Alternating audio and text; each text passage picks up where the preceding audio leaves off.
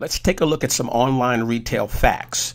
Knowledge is power. And the main reason why I want you to see a few facts is because I want you to, coming into this whole business of online selling, is knowing that this is a multi-trillion-dollar business. There's a lot of money that's being made. So when you think about it, like, oh, is it saturated? Is it, can I make money in this? You know what? This is a multi-trillion-dollar business. And because it's so much money involved, you just want a piece of the pie, just a small piece of the pie. Even if you can make $2 or $3, $4, $5 million a year, that's nothing compared to what's being made now.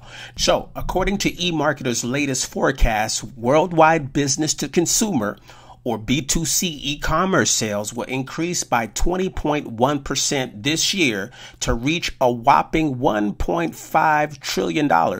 Now, this was actually in 2015. This is 2017 at the time of this recording, and it's actually over 2 trillion now in sales worldwide.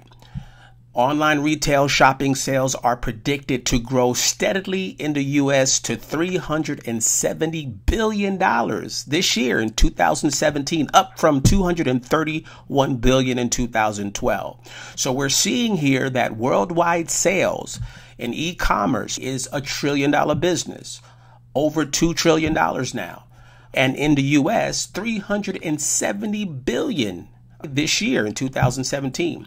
25 to 50-year-old age bracket makes up 65.7% of online shoppers, of which 59.1% are female.